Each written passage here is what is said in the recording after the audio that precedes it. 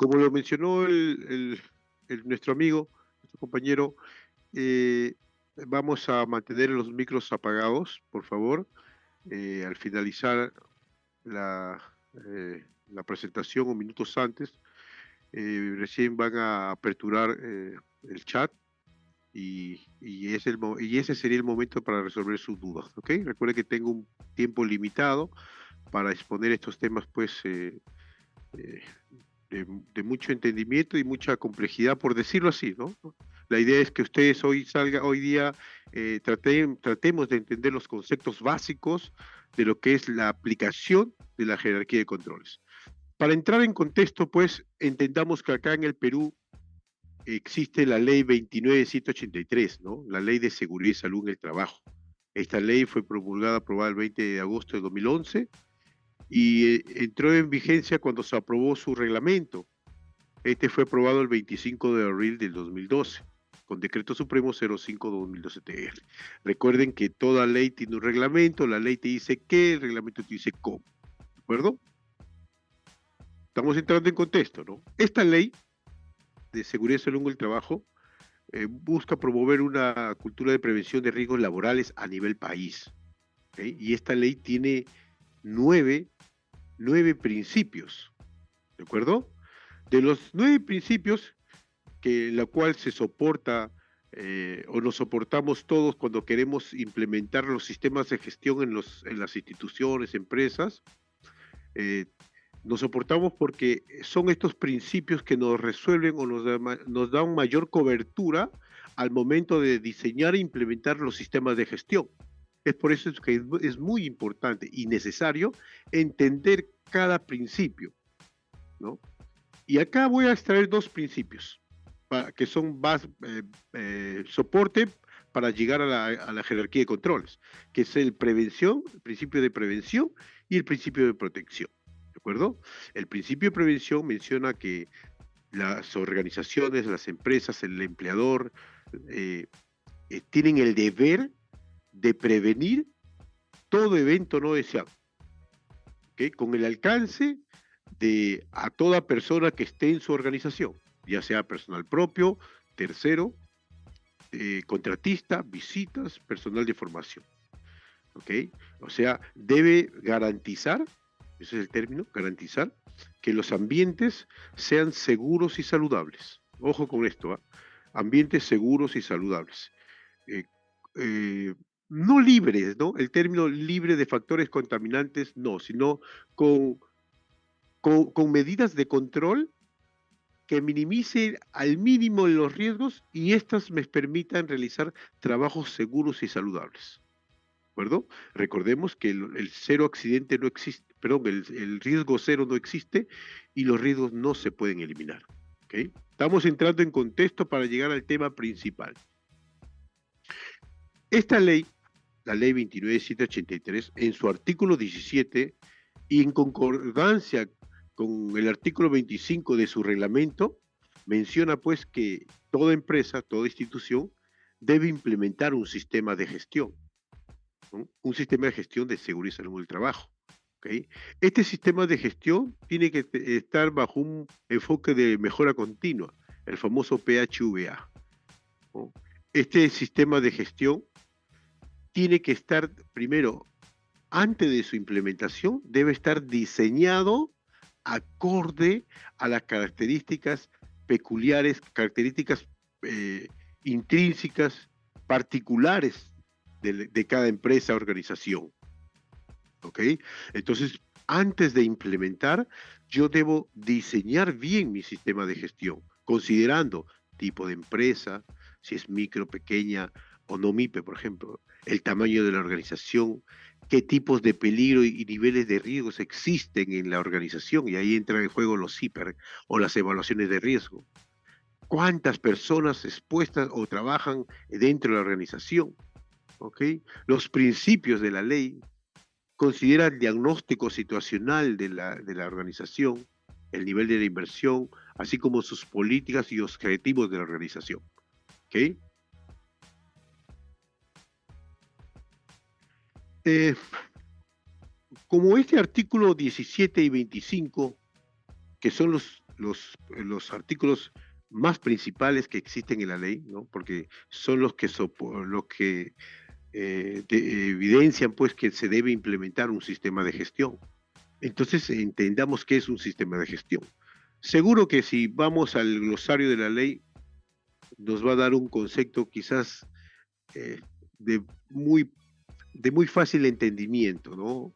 Yo lo he definido como conjunto estructurado, integrado, dinámico, de documentos, actividades, requisitos y controles que aseguran, ojo, este sistema de gestión, si lo administro bien, me debe asegurar el logro de los objetivos de la seguridad y salud en el trabajo. Miren lo que estoy diciendo. ¿Y cuáles serían estos objetivos del sistema de gestión? ¿Okay? Como objetivos generales está pues el promover y sostener una cultura de prevención de riesgos laborales. Es el propósito del sistema de gestión, es lo que busca, ¿no? Promover cultura de prevención. Cuando hablamos de promover y sostener cultura está enfocado a la persona, ¿no? Gran parte, lógicamente. Y la otra parte, a mantener ambientes seguros y saludables, libres de contaminantes o factores de riesgos que ante una exposición me pueda afectar o me pueda conllevar a un accidente laboral, a un incidente peligroso o una enfermedad profesional. ¿Okay? El propósito de estos objetivos o la finalidad busca gestionar los riesgos. Y cuando yo hablo de gestión de riesgos, no es otra cosa que de reducir o evitar incidentes, accidentes de trabajo y enfermedades profesionales. Y hay otro objetivo, ¿no? Que tiene que ver con multas y sanciones, ¿no? Un buen sistema de gestión también va a evitar que yo incurra en sanciones y multas, ¿no? Y si lo vemos fríamente, los accidentes o las enfermedades, o las multas o sanciones, es dinero, ¿no? Son pérdidas. Por eso un adecuado sistema de gestión tiene que estar alineado a los objetivos de la organización, que finalmente hay un objetivo que está relacionado a las finanzas, a la economía, ¿no? Que es maximizar la rentabilidad de la empresa, ¿no? Y eso contribuye a la continuidad del negocio. ¿Y cómo está alineado?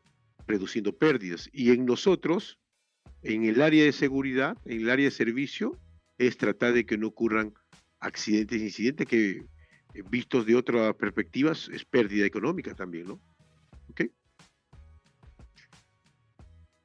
Eh, sigamos en el contexto, ¿no?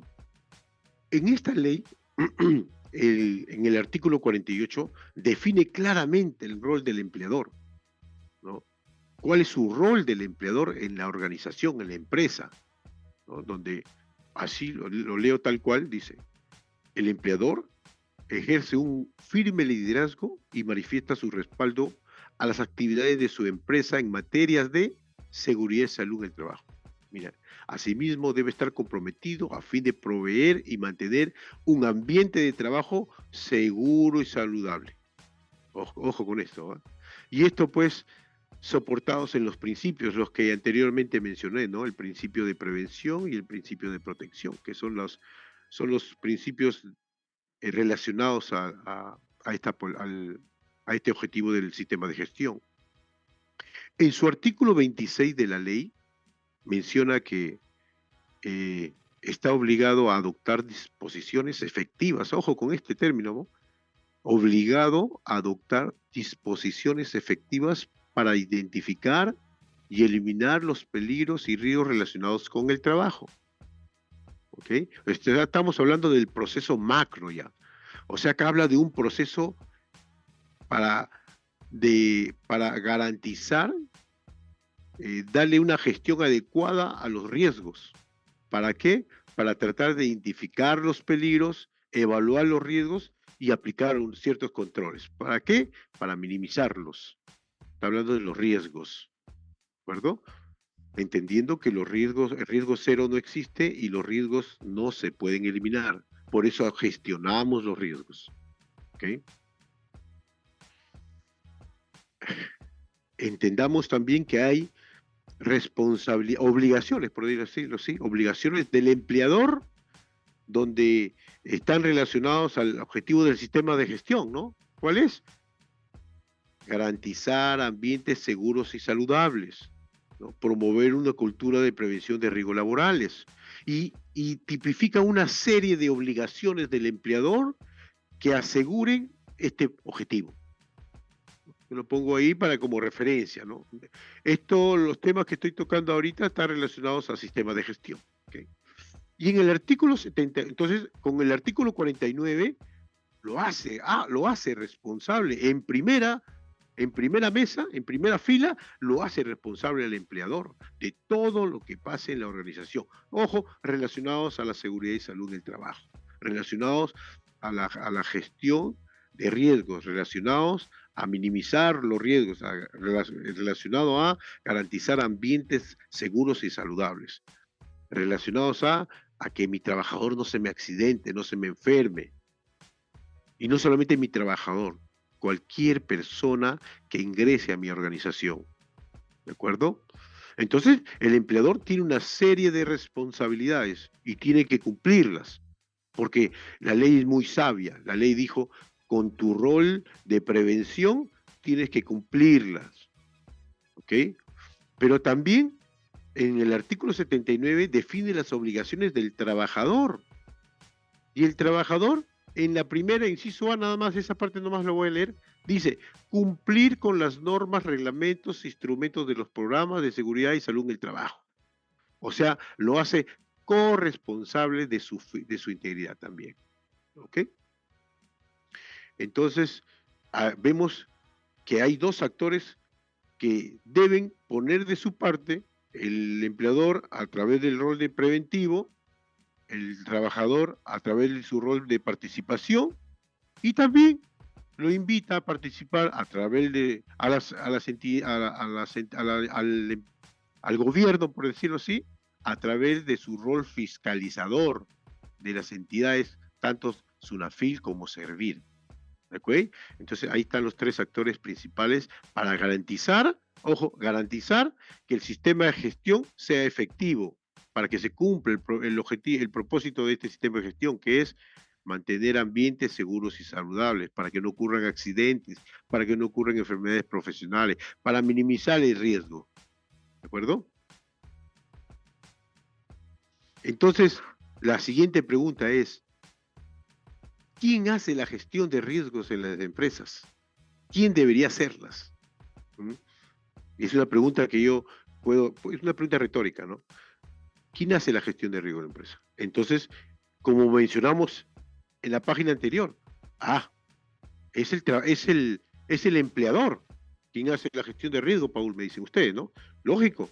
Entonces el empleador es el que define la metodología, es el que define el procedimiento, es el que define qué tipo de metodología vas a utilizar, qué tipo de hiper, ¿no?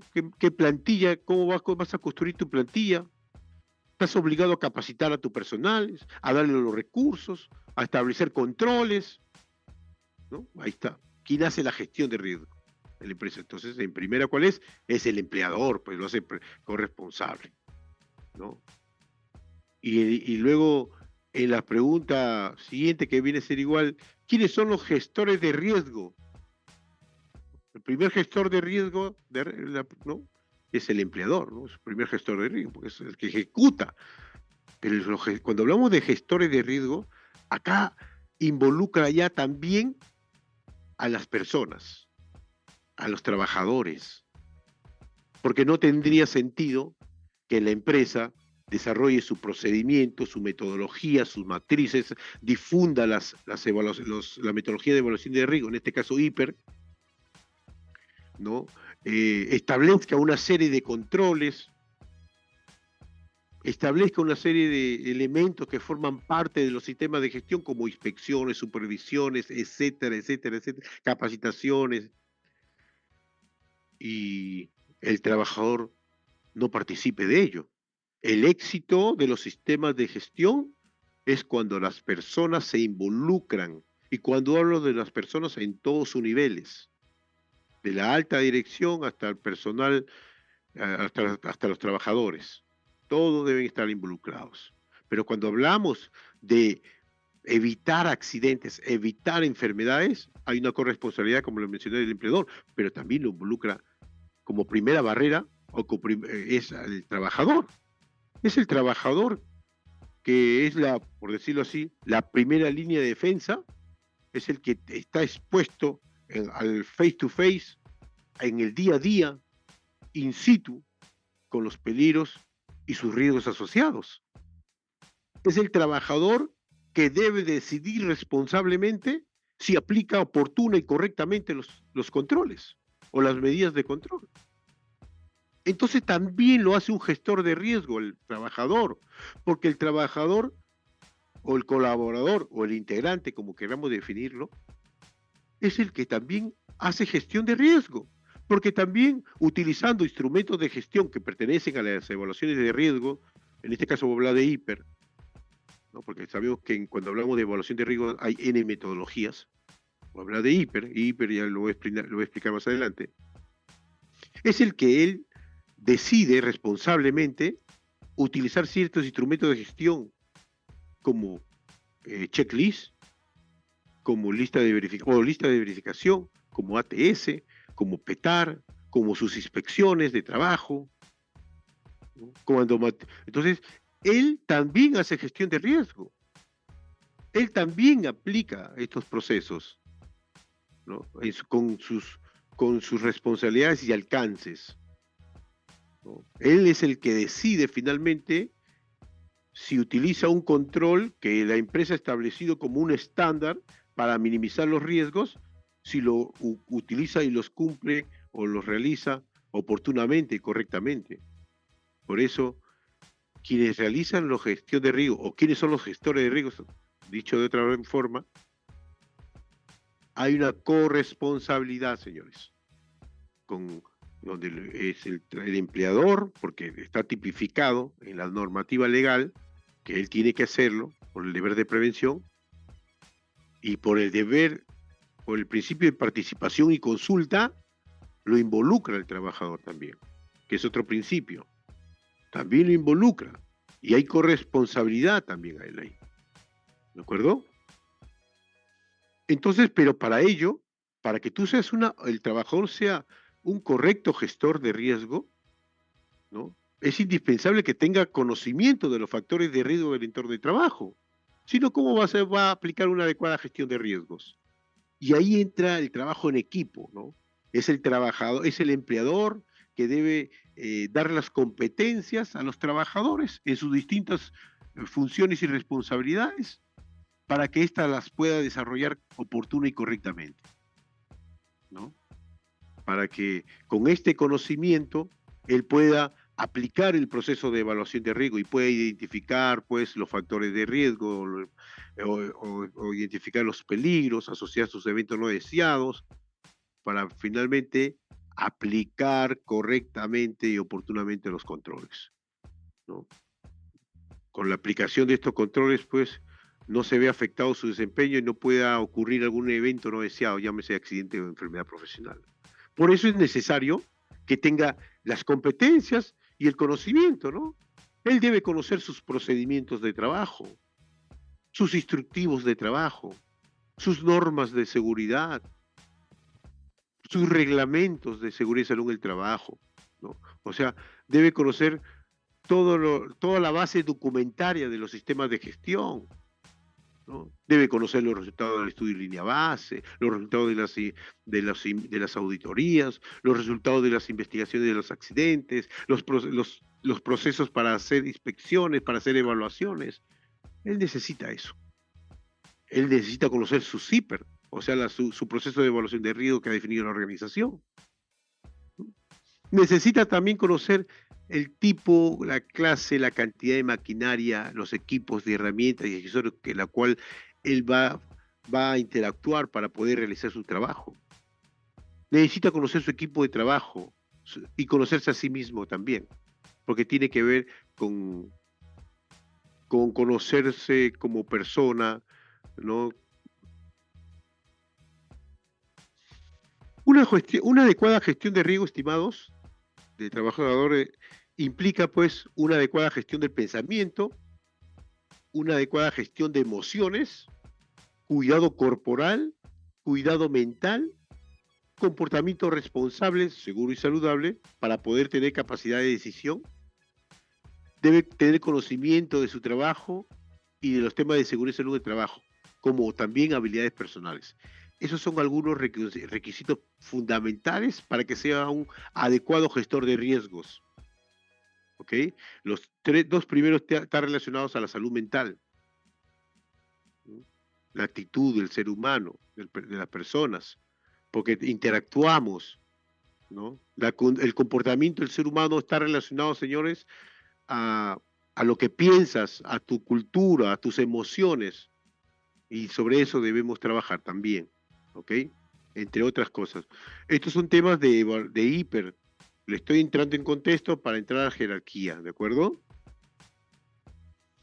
Y entonces, con ese contexto, pues, donde sabemos que existe una ley que obliga a que las empresas tengan un sistema de gestión y los sistemas de gestión invitan, pues, a que los ambientes de trabajo sean seguros y saludables, y para lograr ello, yo tengo que realizar un proceso de evaluación de riesgos, ¿ok?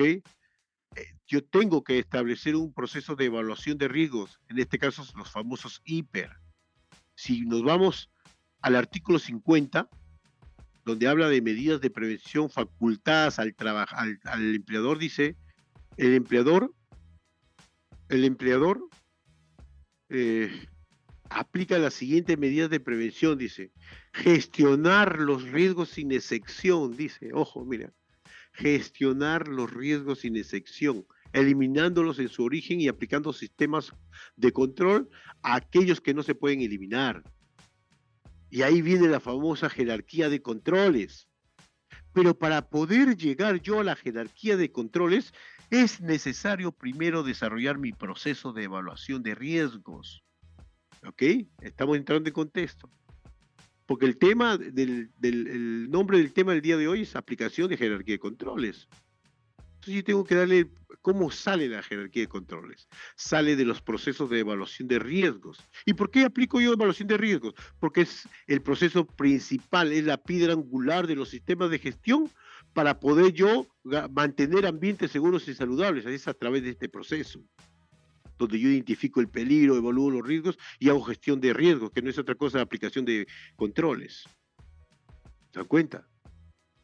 ¿Y por qué tengo que garantizar ambiente seguro? Porque es la base de los sistemas de gestión. ¿Y por qué tengo un sistema de gestión? Porque existe una ley 29.183 que es mandatoria, lo obliga, sí, señor. La ley en el Perú, uno de los sistemas que son mandatorios, obligatorios, su mantención, su implementación y mantención, es la ley 29.183, es el sistema de gestión de seguridad y salud en el trabajo. Entonces ya le di la trazabilidad para llegar a jerarquía de controles. ¿De acuerdo? Entonces, ahí salen los famosos hiper. No he puesto todos los artículos, señores, porque recuerden, este no es una clase de hiper.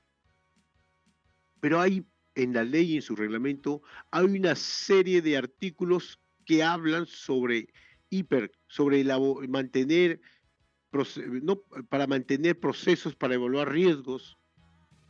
En su artículo 32 del reglamento de la ley, uno de los principales documentos de la base documentaria, para la redundancia, menciona que el empleador debe exhibir y mantener, en el inciso C dice, hiper, debe mantener y exhibir la identificación de peligros, evaluación de riesgos y sus medidas de control. Hiper, que el hiper es, como bien sabemos, es el proceso para evaluar riesgos laborales, ¿no? Es una herramienta de gestión que sirve para controlar los peligros durante la ejecución de las actividades, previniendo lesiones o enfermedades ocupacionales. A la larga traerá beneficios de ahorro en costos, ¿no?, sociales, económicos de una empresa o organización. Eso es lo que busca. Bueno, lógicamente, el objetivo principal, el objetivo relacionado a nuestro corazón, a lo principal es que a las personas no les pase nada, pues, ¿no? Que la persona no se me accidente, no se me enferme. Pero un objetivo que está relacionado con la rentabilidad de la empresa es evitar pérdidas. ¿Y cómo lo hago? Con este proceso, pues, el proceso de evaluación de riesgos. En una organización, ojo que la ley 29.183, no necesariamente te dice qué tipo de matriz tú vas a implementar. ¿Ah? Habla de evaluación de riesgos, habla de hiper, y tú puedes escoger distintas metodologías que tú creas conveniente, siempre y cuando cumpla lo que está tipificado. Recuerden que la RM 050 2013 TR, ahí están en el anexo 3, están los hiperreferenciales. Recuerden que estos documentos son referenciales, ¿de acuerdo? Entonces, pero sabemos que en una organización hay una serie de evaluación de riesgos, ¿no? Y entendimos también que los hiper tienen un alcance, tienen una limitación. Tú con hiper no puedes evaluar riesgos disergonómicos.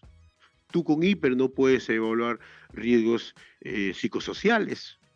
Tú con hiper no puedes evaluar riesgos por eventos naturales, llámese anteriormente fenómenos naturales y anteriormente llamados por desastres naturales, ¿no? Antes eran llamados desastres, que no es la palabra correcta, eh, fenó, eh, por fenómenos naturales, o ahora actualmente se le conoce como eventos naturales, que son los sismos, tsunamis, inundación, deslizamiento, huaicos.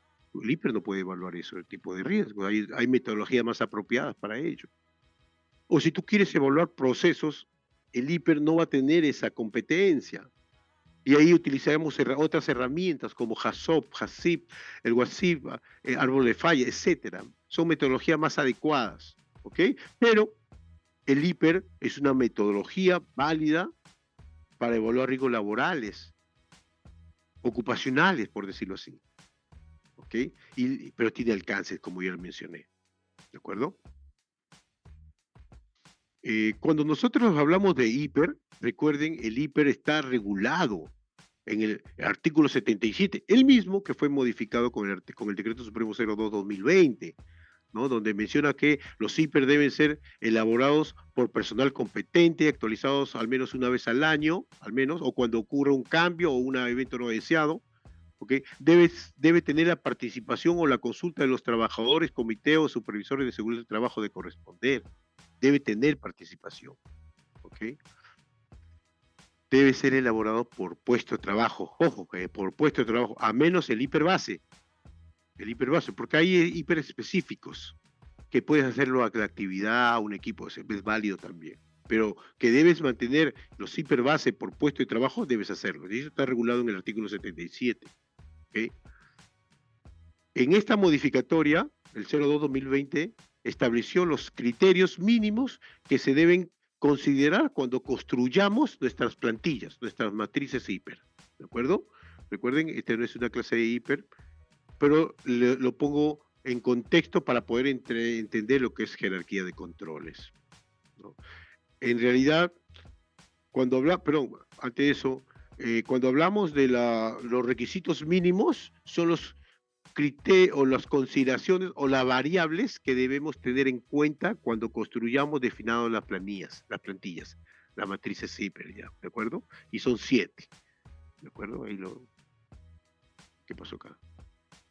Estas son las matrices, las plantillas, las famosas plantillas, las plantillas hiper, ¿no? Donde estas plantillas tienen, el propósito es hacer la evaluación de riesgos, ¿no? De forma sistémica, ordenada, documentada, ¿no? ¿Ok? Donde lo que está resaltado en amarillo, bueno, lo que no está resaltado en amarillo, no está el puntero, son los primeros datos, ¿no? Si es por personal propio, si es te pide el nombre del proceso, la actividad, el tipo de peligro, etcétera, el evento no deseado, establece si lo hace personal femenino, masculino, si es una actividad rutinaria, no rutinaria, por emergencia. Y acá considera los criterios pues, que te mencioné, ¿no? Del Decreto Supremo 02. Y el primer rectángulo amarillo es el primer proceso de evaluación de riesgos que hacemos, desarrollándola acorde a nuestra metodología, ¿de acuerdo? Cuando nosotros primero identificamos el peligro, hacemos esto, permítanme, hacemos esto, ¿no? Primero, identificamos el peligro, que es el proceso mediante el cual se localiza y reconoce que existe un peligro y se define sus características, ¿ok? Pero primero, pues, de acuerdo a tu metodología, has definido primero el puesto de trabajo, el proceso, la actividad, la tarea, y de la tarea relacionas qué peligros hay.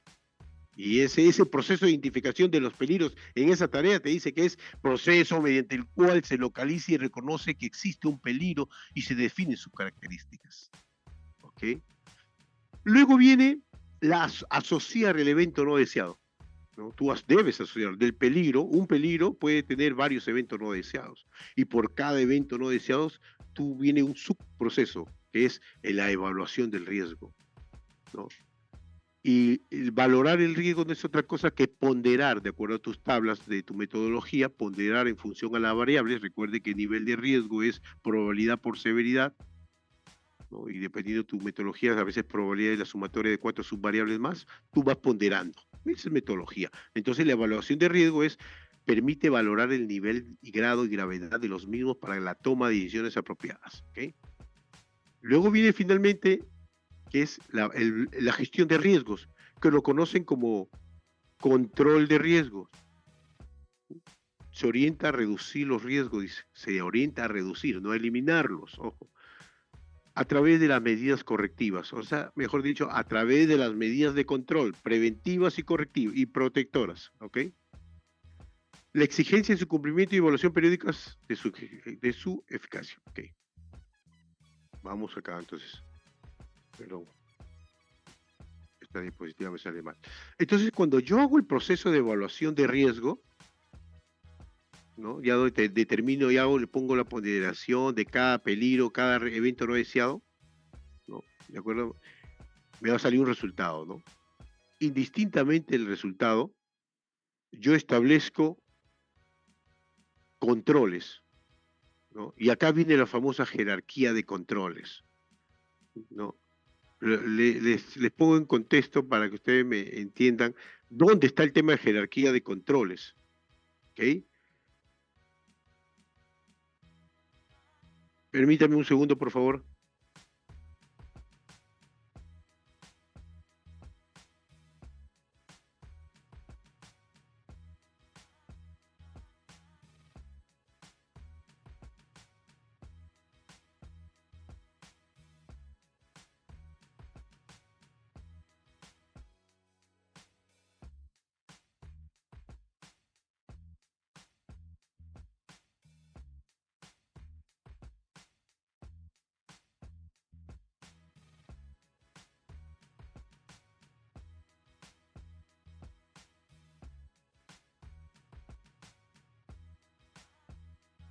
Ok, retornamos.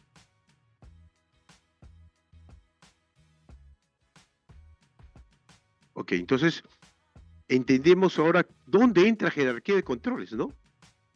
Ahí entra el rol de la jerarquía de controles, ¿no? Ojo que la jerarquía de controles o la aplicación de la jerarquía de controles forma parte de mi proceso de evaluación de riesgos, ¿de acuerdo? Y este es el proceso, la ruta de desarrollo de los CIPER, para que lo entendamos así, mire. Lo primero que hay que definir, pues, en una organización es, hay que implementar un procedimiento y la metodología de la matriz, ¿no? Es lo primero que tú debes hacer como organización.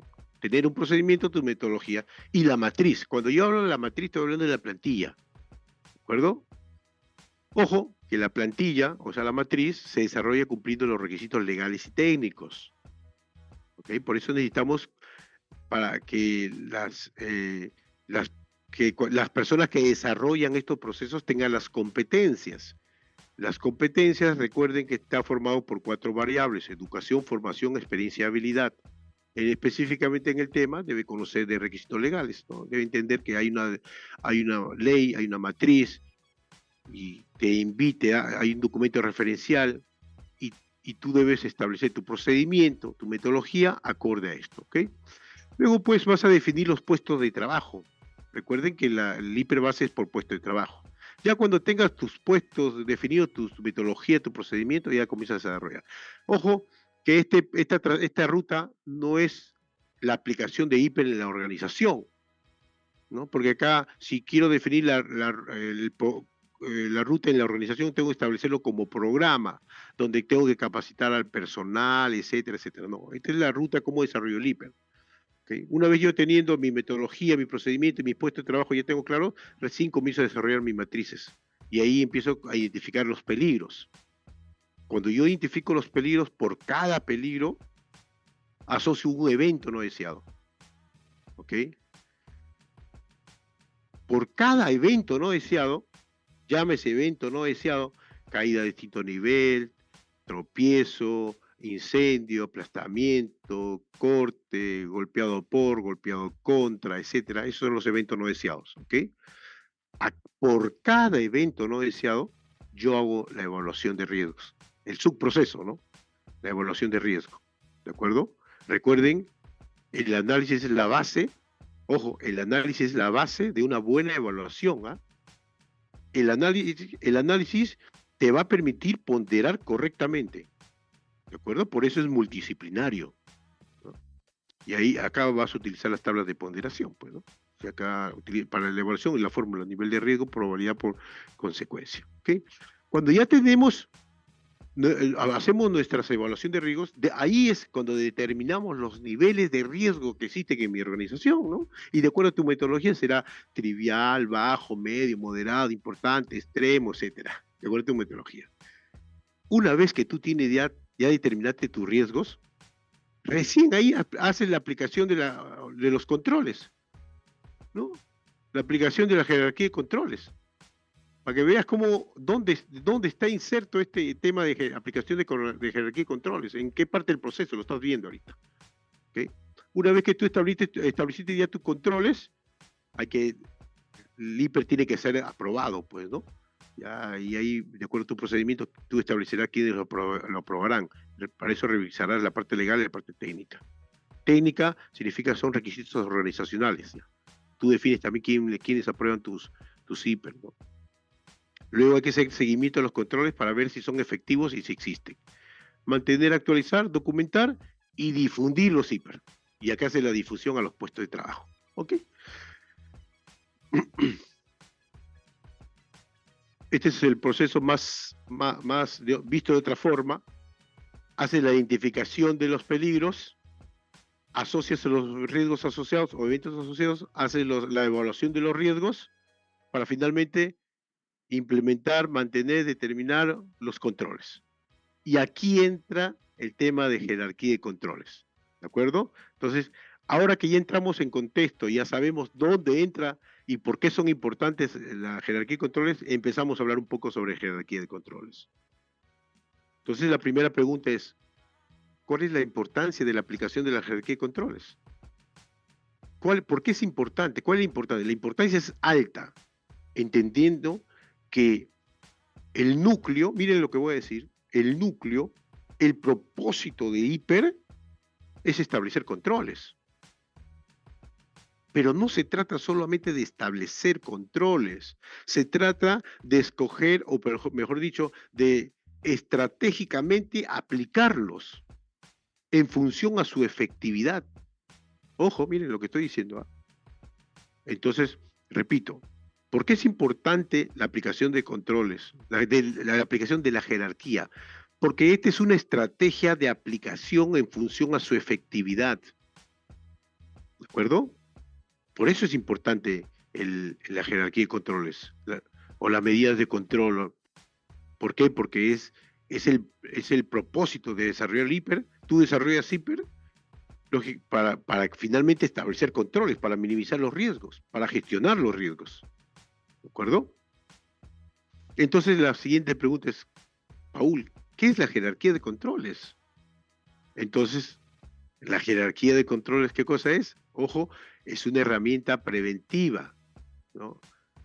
Que nos permite gestionar adecuadamente los riesgos. Ojo, gestionar adecuadamente los riesgos. ¿Por qué gestionar adecuadamente? Porque hay una estrategia de aplicación. Y ahorita les explico. Jerarquizando cuáles van a ser las medidas de control de la más eficaz a la menos eficaz. ¿Okay? Yo no quiero que se malinterprete cuando a veces vemos gráficos que dicen, oye, la eliminación es el más eficaz y el EPP no es eficaz. como que le restara importancia a los EPP. Y no es así, no va por ese lado, señores. Acá no está diciendo que el EPP no es importante y no es necesario. Simplemente hace una comparación entre estos niveles. La comparación es entre los niveles. ¿De acuerdo?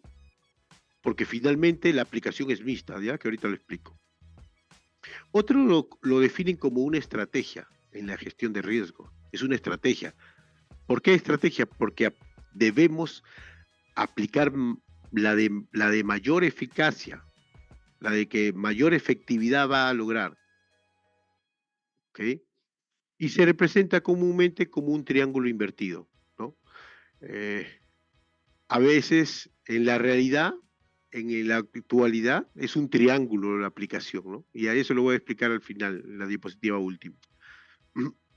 Cabe recalcar, señores, que las medidas de control todas las medidas de control son importantes, ¿ah? Todas, ¿ok? Y tú vas a utilizar y aplicarla en función a la realidad y a tu apetito de riesgo. Ojo con eso. Realidad a tu apetito de riesgo, ¿ya? ¿Por qué, Paul? Porque hay empresas, instituciones, que necesariamente tienen que trabajar con una actividad que es realmente peligrosa. Por ejemplo, los que trabajan con explosivos, ¿no? No puede, y lo que hacen procesos de voladura. Lastimosamente no pueden sustituir el explosivo, tienen que trabajar con el explosivo para poder hacer la voladura y poder hacer la trituración del suelo y de ahí hacer la extracción, ¿no? Lo que puede hacer es sustituir el tipo de explosivo, ¿no es cierto? Y eso es, para que me entiendas, ¿no? Entonces la aplicación de los controles siempre es mixto, todos son importantes y cada organización asumirá se define así el apetito de riesgo, que es tú decides qué riesgo vas a asumir, ¿de acuerdo? Visto de otra forma, miren, acá los 5 niveles de control y empezamos por la eliminación, sustitución, control de ingeniería, controles administrativos y equipos de protección personal, donde los 3 primeros están abocados o dirigidos a la fuente. Los controles administrativos es el medio entre la fuente y el trabajador, que es el receptor. Y los EPP va al receptor, que es al trabajador. ¿Ok? Para tener lectura de este gráfico, pues, los 3 primeros, como eliminación, sustitución y control de ingeniería, son considerados como barreras duras, ¿no? Y los controles administrativos y equipos de protección son barreras blandas. Paul, ¿y por qué? ¿Cuál es la diferencia entre barreras duras y barreras blandas? Ah, en que las barreras duras son aquellas que actúan sobre el peligro y están diseñadas a prueba del error humano involuntario. O sea, son más difíciles de eliminar. Un ejemplo, ¿no? El ejemplo al final mejor, ¿ya? Y barreras blandas son aquellas que actúan sobre el medio de exposición y el trabajador y pueden ser fácilmente vulnerables. Un ejemplo, usted coloca un cono de seguridad, señalización, que forma parte de la señalización, que es una barrera blanda. Usted puede violentar una señalización fácilmente, ¿sí o no? ¿No? Una barrera dura, por ejemplo, en lo que es control de ingeniería, todo, por ejemplo, no un candado, ¿no? Todo el proceso, ¿no? Todo el proceso, no solamente el candado, ojo. Recuerde que este control es el conjunto, todo, lockout, tagout, tryout, ¿de acuerdo? Entonces, la diferencia entre dura y blanda está relacionada a que son más fáciles de olvidar, de vulnerar. Digo de olvidar porque las capacitaciones también son barreras blandas, ¿no? Porque la memoria es frágil, ¿de acuerdo? Bueno, esto lo abocamos más a las capacitaciones en hiper, ¿no? Eh, hablamos un poco más sobre esta jerarquía de controles, donde eliminación se basa en suprimir el peligro definitivamente. Ahí voy a poner un ejemplo, vamos a venir con los ejemplos, ¿no? La eliminación está relacionada al peligro, a retirar el peligro. Por ejemplo, si tú no quieres trabajar, quieres hacer un cambio de luminaria, ¿no? Acá, de luminaria y tu techo, o lo haces con una escalerita, ¿no? O lo haces con una pequeña grúa, que eso es sustitución, ¿no? Eso es sustitución, ¿ok? El control de ingeniería tiene que ver con la modificación de estructuras o diseños para el trabajo que lo aísle o lo proteja del peligro, ¿no? Procedimientos administrativos o los niveles de administrativo están relacionados a procedimientos, señalizaciones, capacitaciones, y EPP, llamado también última barrera, ¿no? La última barrera, dice, solo busca reducir el daño entregado y usando EPP, ¿no?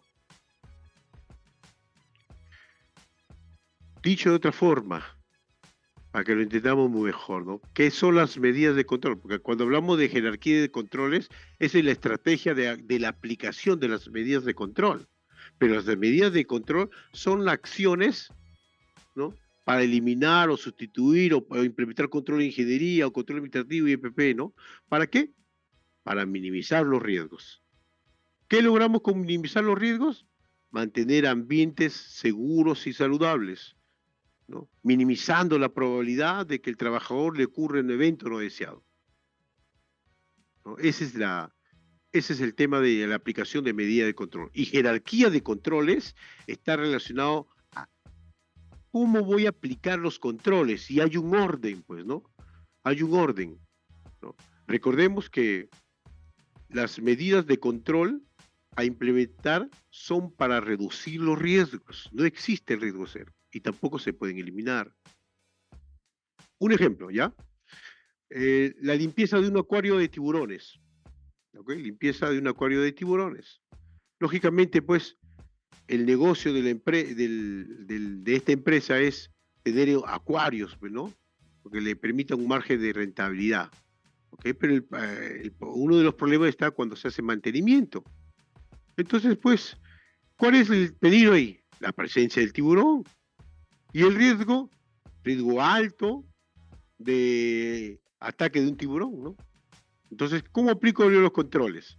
Si yo quiero si yo quiero mantener el tiburón, si yo quiero mantener los tiburones, porque es parte de mi negocio, que me genera rentabilidad, pucha, no, ahí tengo que hacer actividades para yo tratar de capturar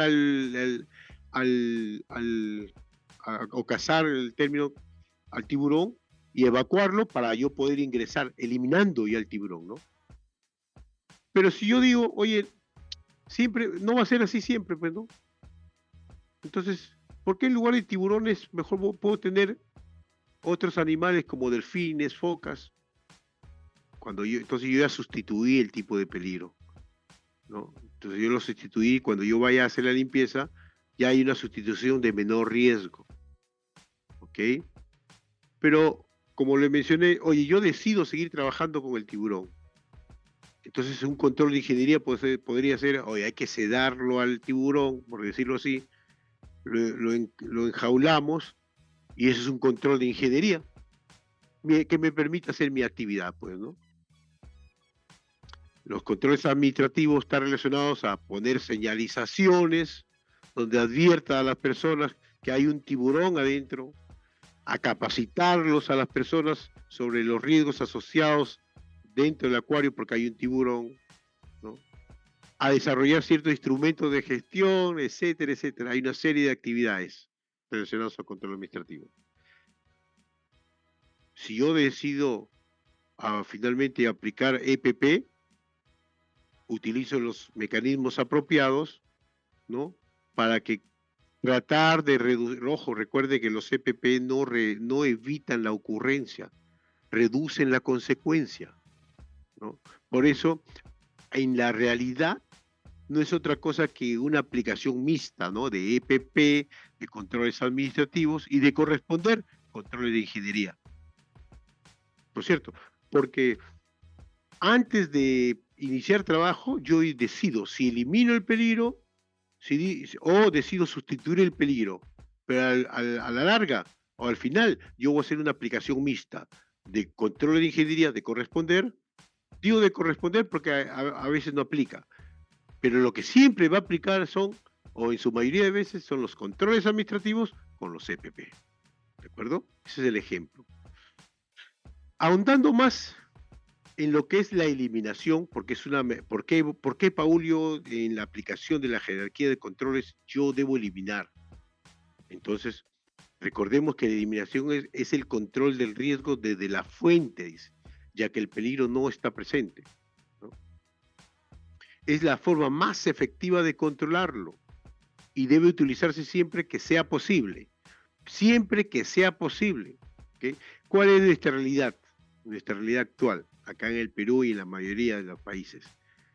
Que la eliminación es a veces lo último que hacemos, por muchos factores, ¿no? Y ese triángulo invertido, en realidad sí es un triángulo, pues, ¿no?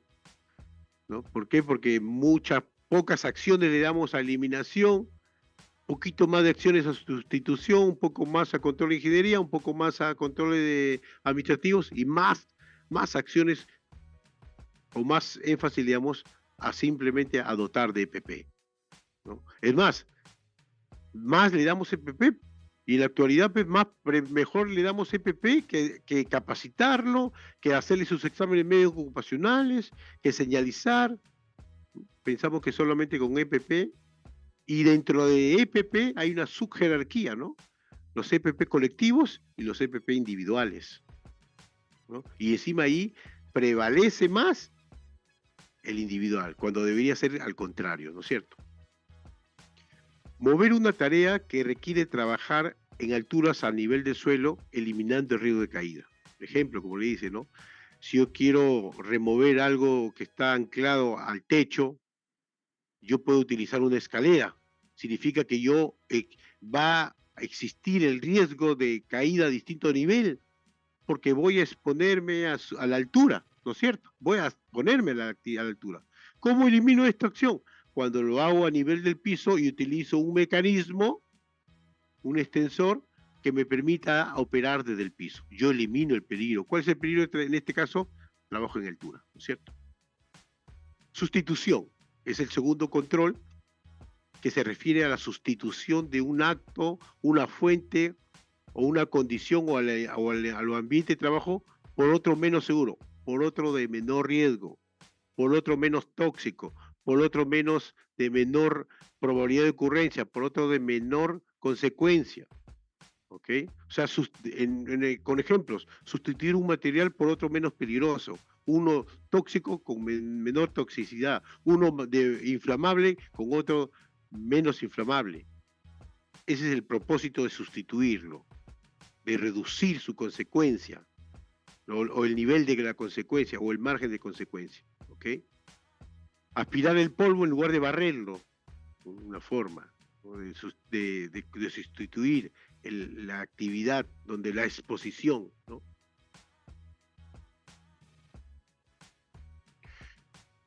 Este es un ejemplo también. Asimismo dice, también se podrá aplicar este control a los materiales, ¿no? Peligrosos, reemplazar el uso de una sustancia química peligrosa por una no tóxica, ¿no? ¿Se acuerdan antes de ustedes, en ciertas actividades, antes se echaba petróleo al piso para limpiarlo y eso era riesgoso, ¿no? Luego se cambió por otros materiales, ¿no? Y ahora pues en la actualidad hay sustancias que no son inflamables, que no son tóxicas, que no afectan al medio ambiente, ¿no? Y tienen cumplen su mismo propósito, pues, ¿no? Con lo que es control de ingeniería, dice mantener los peligros fuera de la zona de contacto del trabajador, ¿no? Y ahí habla pues, Lototó es uno de ellos, lo que está en el gráfico es Lototó, lockout, tagout y tryout, confinamiento de materiales tóxicos, aislamiento para el ruido, sistemas de ventilación, sistemas de extracción, monitoreos, etcétera, ¿no? Cuando hablamos de controles administrativos, son cambios para reducir o minimizar la exposición a un riesgo. Está relacionado a la conducta del ser humano. Por ese caso, el control administrativo mejora la conducta del ser humano a través de una capacitación, a través de informarle, a través de las señaléticas, a través de las capacitaciones, etcétera, ¿no? Por eso, entre los distintos elementos de control administrativo está la señalización, los procedimientos, las inspecciones, capacitaciones, etcétera, etcétera, ¿no? Y por último vienen pues los EPP, los equipos de protección personal, ¿no? Este control implica la correcta elección y uso adecuado de EPP, dice. Ojo, cuando hablamos de implica correcta elección, para eso debemos tener un procedimiento, desarrollar nuestra matriz de EPP por puesto de trabajo en función a la actividad. Recuerde que los EPP están en función a los peligros y eventos no deseados. Para eso cada empresa, cada organización desarrollará su matriz de EPP tomando como referencia o los resultados de los CIPER, ¿no? Recuerden que los EPP se definen en los CIPER, en las medidas de control, ¿ok?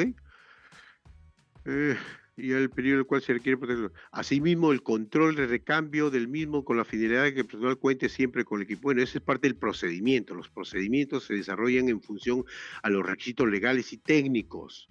Digo legales y técnicos porque cuando habla de reposición, la parte legal dice que el trabajador debe dotar y brindar EPP al trabajador sin que los costos sean asumidos por este, o sea, los costos los asume la misma empresa. Debe entregarle cumpliendo las medidas antropométricas del trabajador. Mire, ¿no? Debe entregarles la última modificatoria de la ley, debe cumplir como mínimo las normas técnicas peruanas. ¿De acuerdo? Ojo, y deben, cuando habla de las medidas antropométricas del trabajador, no solamente a las medidas antropométricas, sino también a sus factores individuales de riesgo, ¿no? Las medidas antropométricas están relacionadas al tamaño, a las tallas, ¿de acuerdo? Cuando pedimos un arnés, debemos pedirlo con talla. Cuando pedimos los respiradores, también dependiendo de las tallas. Cuando pedimos los zapatos, igualito, los guantes, todo con las tallas. Por eso habla de las medidas antropométricas. Y cuando habla de que debe cumplir también, que no afecte los factores de riesgos individuales. Un ejemplo, ¿no? Una vez a un trabajador se le reportó más de 2 veces, 3 veces que no usaba su protector auditivo tipo inserto, ¿no? Tipo inserto. Entonces se le dijo, pero ¿por qué? ¿Qué pasa?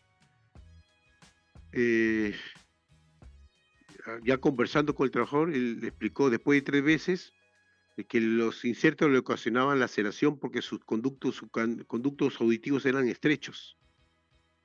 Entonces, también debemos darle los EPP cumpliendo las medidas, los factores de riesgo individual. A ese trabajador le podemos dar tipo copa, ¿de acuerdo? Permítame por favor un segundo.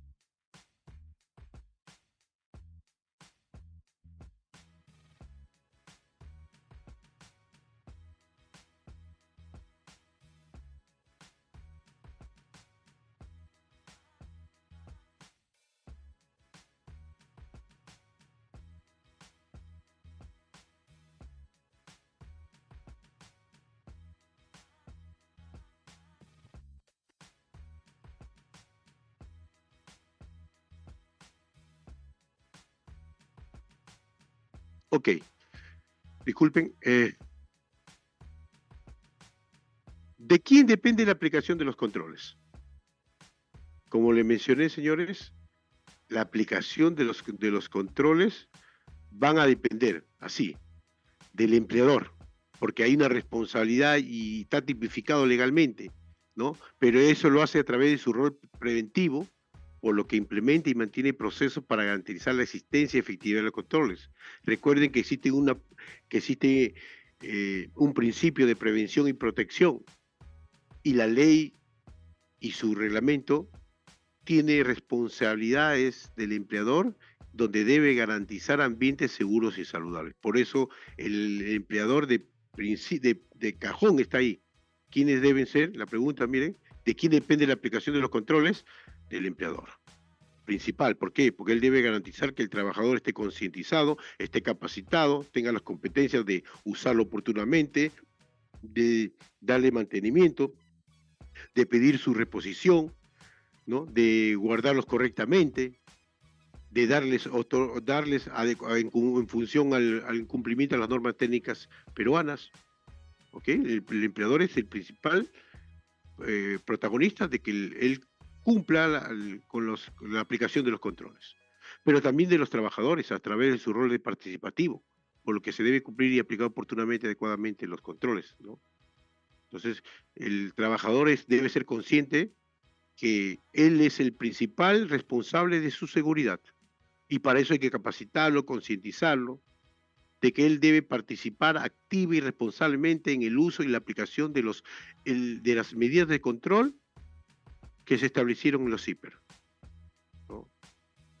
Recuerden que la aplicación, el establecimiento de la jerarquía se hace en la matriz CIPER y eso lo establece multidisciplinariamente la organización. Ya el trabajador, él ya no va a estar definiendo cuál aplico primero. Él tiene que aplicar los controles, tal cual. O sea, él, si va a hacer un trabajo energizado en una subestación, él debe cumplir con hacer el OTOTO, cumplir con sus procedimientos, con sus señaléticas, cumplir con el uso de sus EPP, ¿no? Los trabajadores cumplen lo que está tipificado ya en el IPER. Cuando nosotros definimos jerarquía de controles es cuando desarrollamos la matriz, ¿ok? Y el trabajador simplemente tiene que cumplirlos todos por importancia. Cuando, por ejemplo, él revisa sus controles, por ejemplo, en los trabajos en una subestación, si bien es cierto, el loto todo es importante y necesario, pero también el uso de PP es importante y necesario. Él tiene que cumplirlo todo ya, ¿de acuerdo? Y de las entidades fiscalizadoras a través de su rol de fiscalizador, ¿no? Para velar por los derechos de los trabajadores, verificando que existan ambientes seguros y saludables.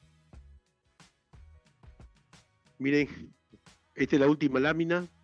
Dice, una adecuada aplicación de la jerarquía de controles implica pues que se apliquen de acuerdo al triángulo invertido, pues, ¿no? Donde existan más acciones para eliminar, ¿no? Y al último, pues, pensar en el EPP.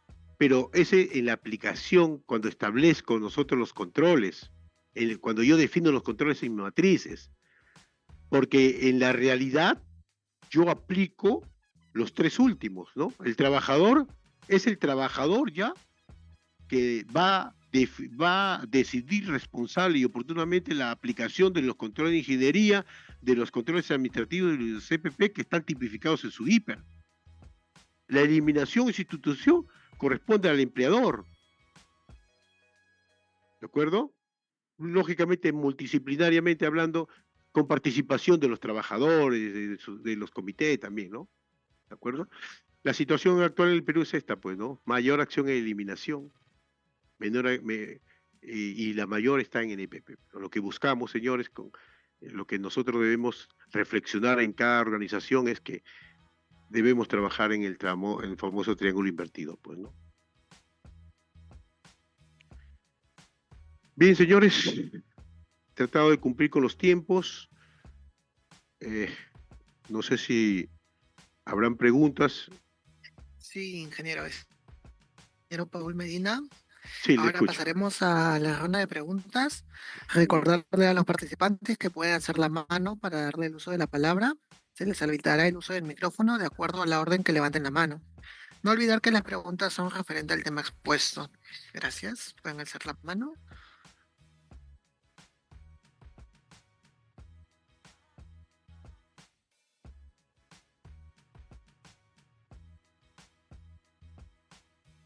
También se acaba de habilitar el chat para que puedan hacer sus preguntas mediante el chat.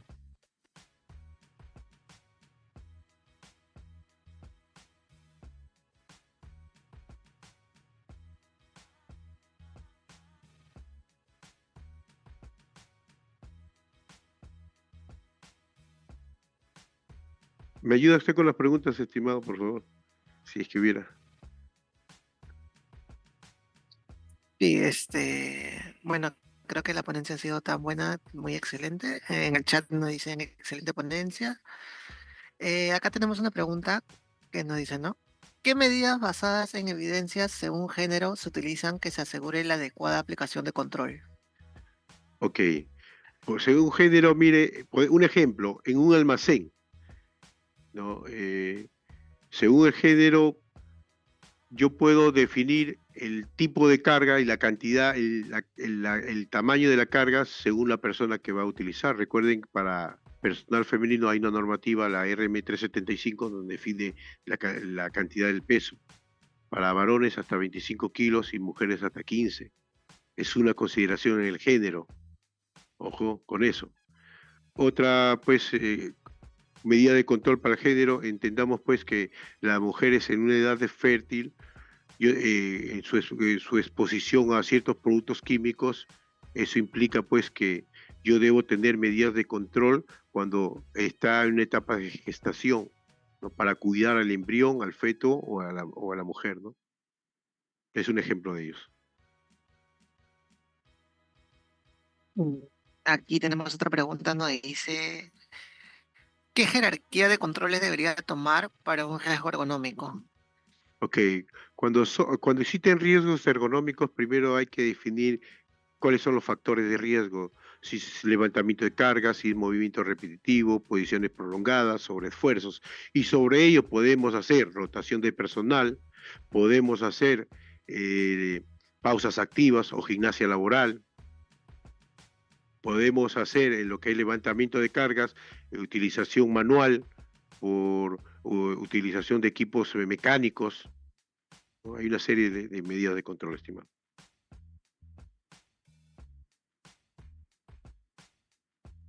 Aquí tenemos otra pregunta. Dice, ¿cuál es la opinión en relación a la actualización de los límites permisibles de sustancias químicas? Sí, mira, la 015 ha sido actualizada. Todavía no he tenido la oportunidad de valorarlo, el documento así, técnicamente hablando, así que no podría darte respuesta sobre esos límites. Pero entiendo que ya el decreto supremo 015 ya ha sido actualizado, pero no lo he leído todavía. Aquí tenemos otra pregunta. Nos dicen, ¿cómo podemos sensibilizar efectivamente para que los trabajadores sigan los controles implementados? Ah, bueno. Primero, eh, tus programas de capacitación y sensibilización deben estar desarrollados oportuna y relacionados a la actividad que realicen, ¿no? Entonces, hay actividades de sensibilización, hay programas de capacitación, de entrenamiento, donde el trabajador conozca sus peligros, sus riesgos y sus consecuencias, ¿no? La información es fundamental para la toma de decisiones. Un trabajador que desconoce las consecuencias de exponerse, por ejemplo, a productos químicos en cualquiera de sus fases, ya sea en gases, partículas, etcétera, va a adquirir ciertas enfermedades profesionales. El trabajador tiene que tener el conocimiento de eso, tiene que estar informado para que agarre conciencia y podamos convencerlo para que actúe responsablemente.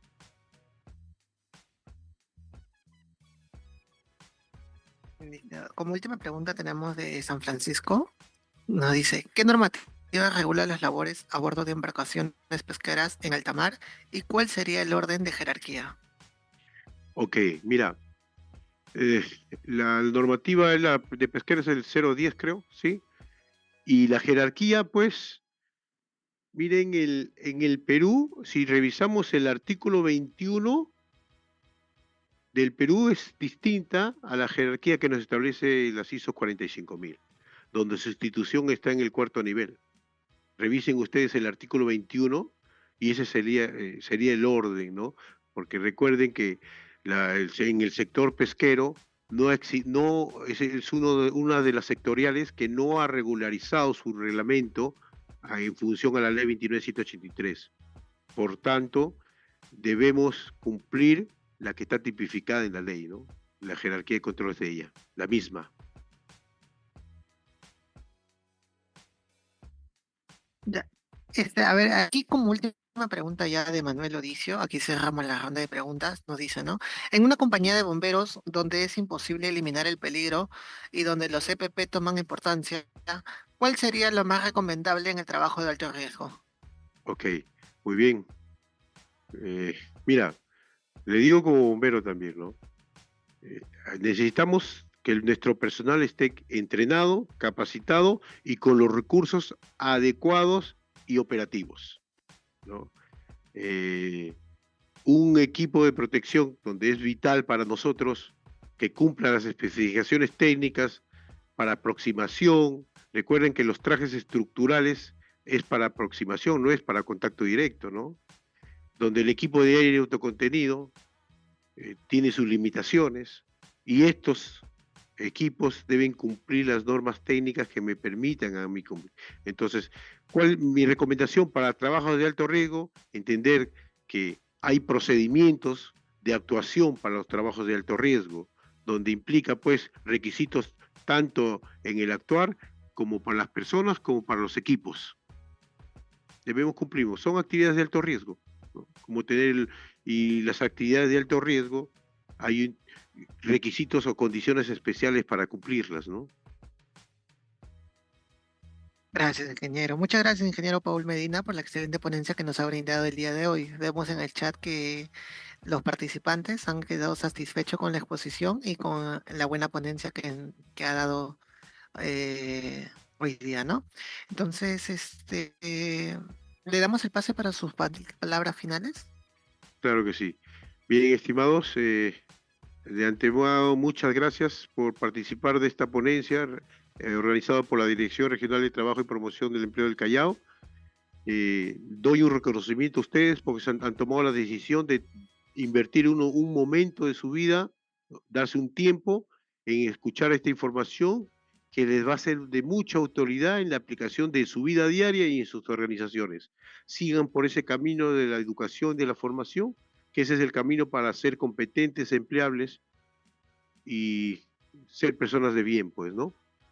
Felicitaciones, amigos, a ustedes por participar en este evento.